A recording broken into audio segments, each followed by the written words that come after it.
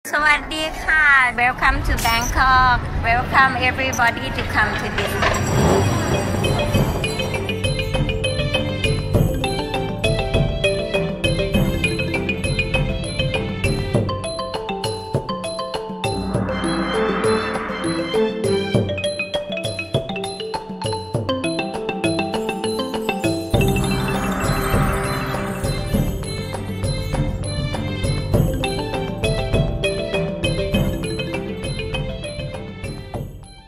So, nasa NAIA Terminal 1, mabuhay lounge tayo kasi naka-business class yan, no? But, you know, hindi natin lifestyle to. Hindi natin to afford. It's just that mag-expire na yung miles namin in a couple of weeks.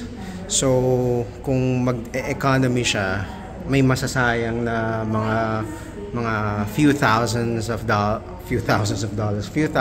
points. So, siya business class and the husband will stay in the economy. So, hahatid ko lang siya dito. Pero, we'll see each other later. Follow siya sa akin sa Pags Lounge. Alright, see ya. Okay, love you.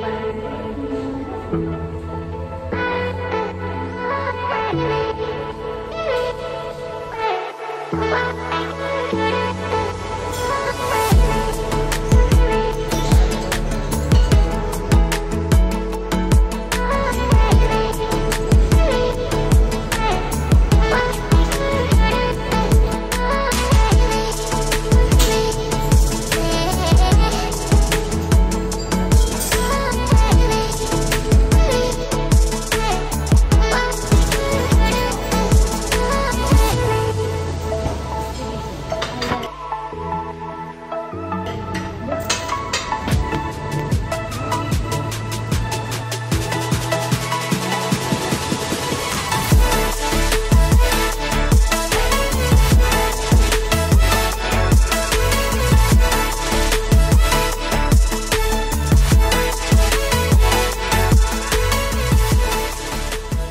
Good morning. Welcome back to the KCL Crew channel. I'm at the Mabuhay Lounge. I am able to have access to this place because of the business class that was given by the husband. Hindi kami ganito mag-travel like what he mentioned in the previous videos. But the reason why we are able to take advantage of this privilege is because meron kaming mabuhay miles. And the reason kung bakit mag-isa lang ako kasi hindi kasha. So technically, we have to take advantage of the miles that we earn because it's going to expire real soon in like a month or so. So para hindi siya masayang, we have to maximize using the points / the miles. At least for the departure from Manila to Bangkok, I'm on my own. He's in the economy class and I'm gonna be, you know, experiencing this. I'm sure this is like the first and last because I don't. So, I'm having breakfast. I haven't eaten since kahapon. So, bakit? Maximize natin ang food. So, bon appetit! Let's start!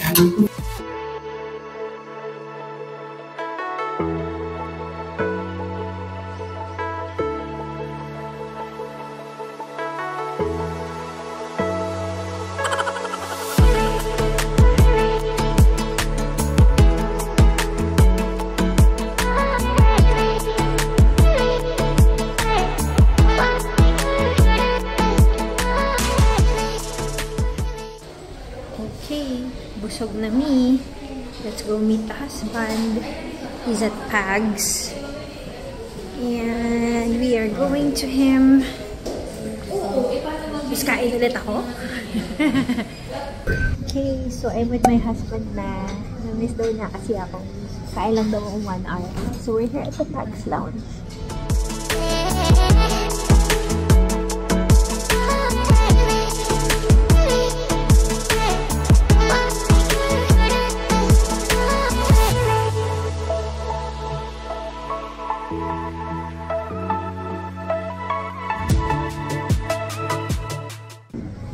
Okay, so there. See you in a few. Classy, baby.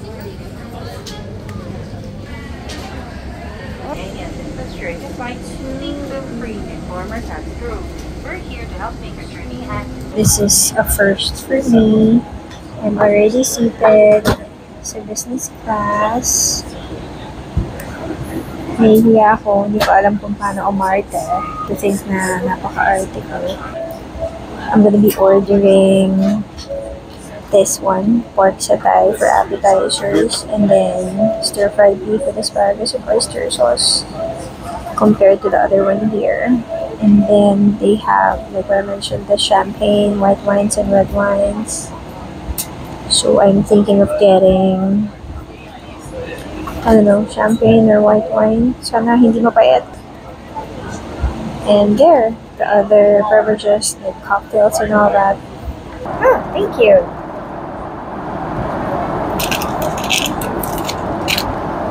Salamat.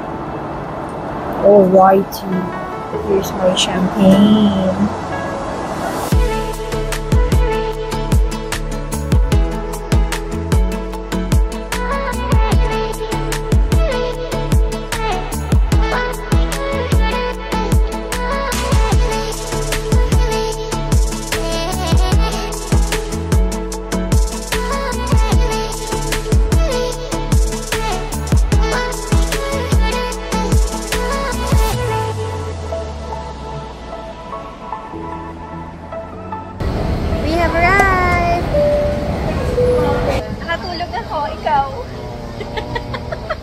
Malamang sarap ng upuan mo. So, Sobrang sige. hindi comfortable pag hindi pamilya yung katabi Yup. mo. Ngayon lang kasi ulit eh. Nakipagpresuhan daw siya. Diba? Meron bang written rule doon kapag ka nasa middle seat ka? Kung kanina yung armrest? Yeah, you're supposed to share at least one. Yeah. So, kakarating lang namin dito sa Suvarnabhumi Airport. Yes, it's Suvarnabhumi. It's not? It's not Suvarnabhumi. Per local. Accepted naman siguro yung Suvarnabhumi. Pero sabi kasi pagka magta-taxi ka or sabihin mo sa mga cab driver, baka hindi nila maintindihan pag sinabi mo Suvarnabhumi.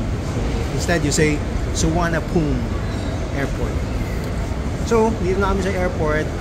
As usual, first order of business, we withdraw kami ng pera kasi wala kaming kapera-pera na Taiwan. And SIM card. We'll take the train. Gusto niya mag-train. Sabi ko nga, pwede kasing option na mag-Grab tayo kasi mura lang din naman ang Grab dito comparable to the Philippines. Pero medyo maaga pa, sabi niya mag-train na lang tayo para ma-experience namin yung train. Maging familiar din kami dun sa train system ng Thailand o ng Bangkok.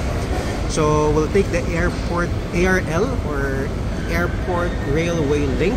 It's operational from 5:30 AM to around midnight. So kung yung flight nyo madaling araw ang dating, so baka hindi option yung railway. How was your business class experience? So the business class experience was really all about the comfort. So much leg room, not that I needed it.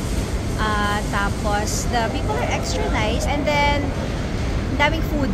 Sobrang daming food. It's like may appetizer, tapos merong main course, tapos may dessert, and then you can order any alcoholic and non-alcoholic beverages. Like Pwede what mag-repeat you order can see. pagka malakas kang kumain. I think because the guy beside me asked for additional wine and additional soft drink, but the meal no one actually ordered again as far as I can remember. It took me 20 minutes to figure out how to make the bed flat kasi parang pinipindot ko ayaw yung pala, it's long press.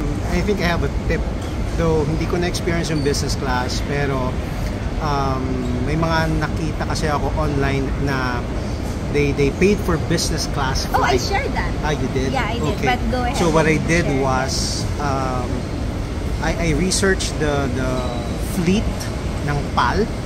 So maybe you can check it from their website here. I'll link it here. So nandun lahat ng type of fleet or aircraft ng PAL.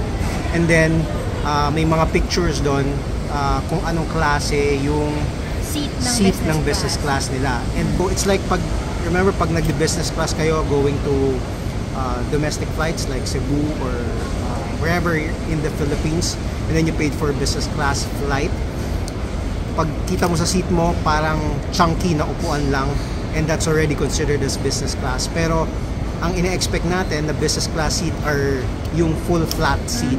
And Which I got to experience. she got it because we booked the flight na naka-assign yung 777-300, I think. Yeah, 777-300 wide body aircraft dun sa flight na pinili ko. Hence, full flat yung nasakyan niya na business class seat. We're checking in at Holiday Inn Express somewhere in Siam. And then we'll show you around. See ya later.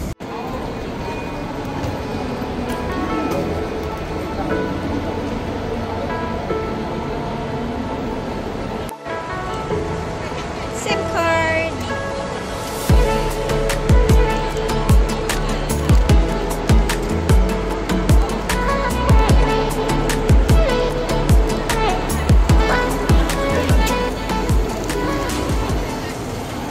So there we go.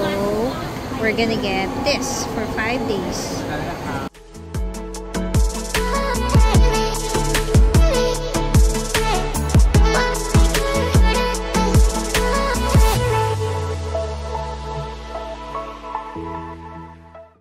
Alright.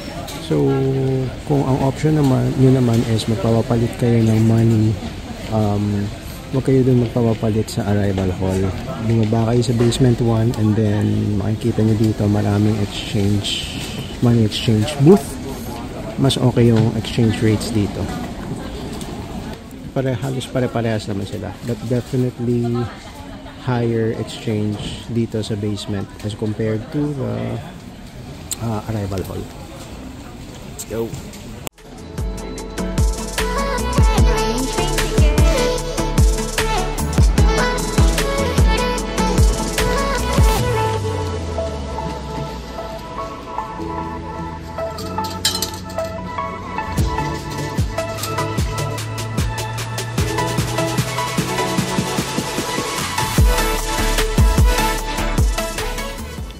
Ano yan? Tom's World.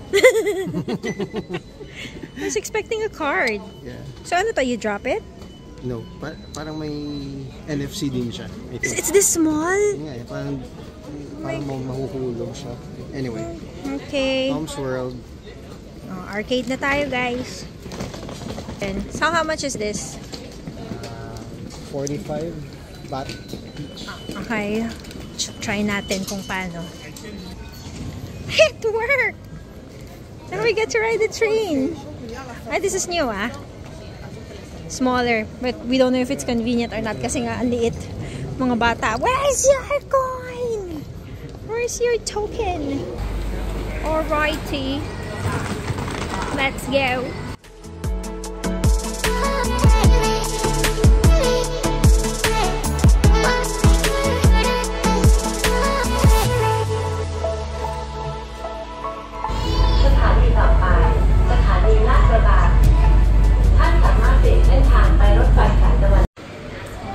Okay, so we're finally checking in.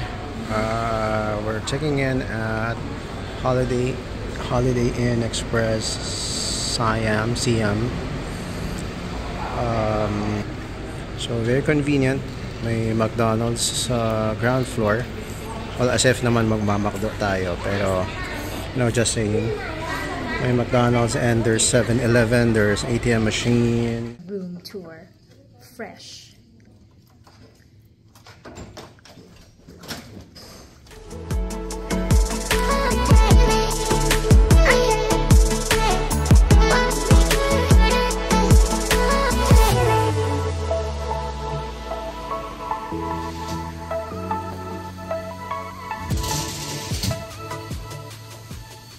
Okay. What's this mall called, Hal? Platinum Mall, aka Station 168 in the Manila, Philippines. Okay, so after mag-shopping sa Divisoria, ito ang kainan dito sa labas. Grabe, Tinikman na namin yung pomegranate juice. Sobrang sarap. Walang sugar. Look at that! Nahanap kami ko sa kain. Sabi ko dito na lang, oh. What did you buy? Manggang hilaw and langka. 60 baht. Hindi na madadaktaan yung kamay mo. Kasi hinimay-himay na nila yan. Kinamay-kamay na nila yan. Oh, Look at this crowd. grabe. Ano, try na natin dito, Al. Okay, pagod. Hilo. Sa 168. Nahihilo sa Divisoria. We're done sa 168. We're done sa Platinum Mall.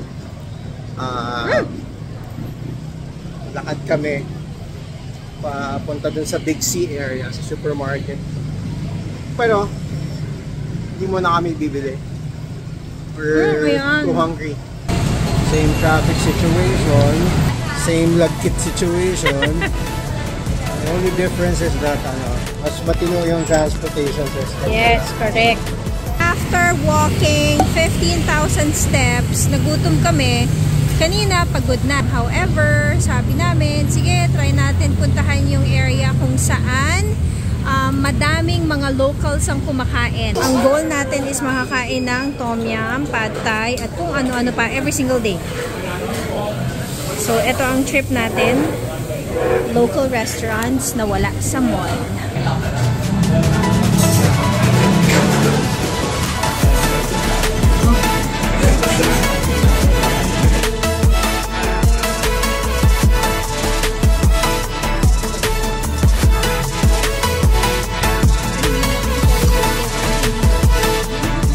Okay, so kakatapos lang namin kumain sa Jaekyang. We ordered seafood tom yum, crab meat fried rice, and The duck meat. duck meat. Yun. Sobrang sarap niya. It's worth 600 Thai baht. And that includes 2 drinks already. Sobrang sarap. And by the way, we're here sa Ban Tatong Street. It's a long strip of restaurants. Hindi pa siya masyadong sikat sa mga turista. Pero marami siyang locals na kumakain kasi it's beside the university. So marami sa mga students, locals, dito kumakain. So I'll show you.